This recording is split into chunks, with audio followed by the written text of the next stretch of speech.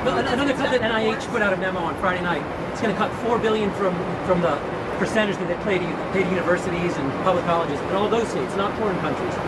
$4 billion. Is that okay to take on? Hey everyone, welcome back to the channel. If you're new here, don't forget to hit that subscribe button because today we're diving into Harvard University's massive $53 billion endowment. That's right, $53 billion.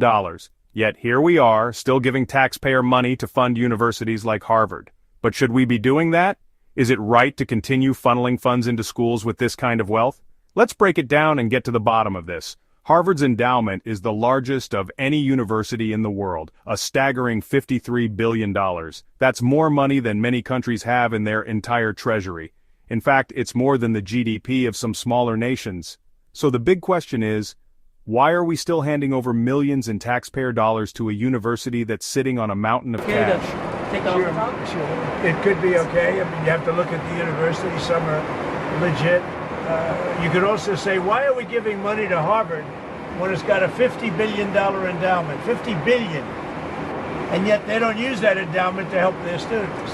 This is for research like biomedical research and whatnot. That's fine. Look, we want to take care of research. We want to do a lot of things. But when you look at the USAID and you look at all the things and all the scams that was with, I don't have to go through it now, but I'll get you a little list, and you'll see one after another. There were very few legitimate. It was the opposite. Usually you find something wrong, like 1 out of 100, but this is the opposite. Here almost everything was wrong. You find very few that were good, but there were some that were good.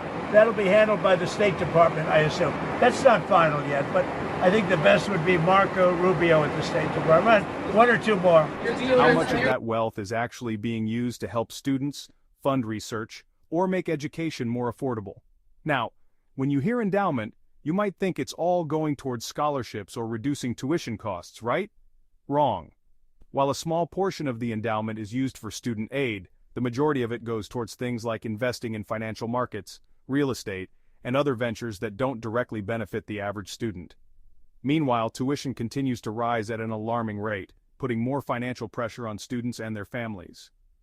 Why does Harvard, an institution with a net worth equivalent to some of the world's largest corporations, still rely on federal funding, donations, and even international grants? The situation doesn't make much sense when you think about it. If you're finding this interesting so far, make sure you hit that subscribe button so you don't miss out on more thought-provoking discussions like this.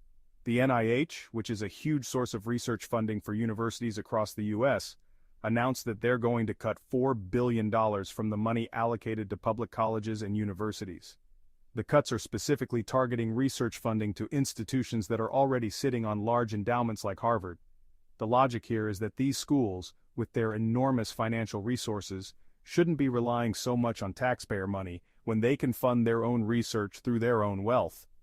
Does it make sense for the government to continue subsidizing billion-dollar endowments while schools are still pulling in massive donations and investments? And what about the smaller, less wealthy colleges?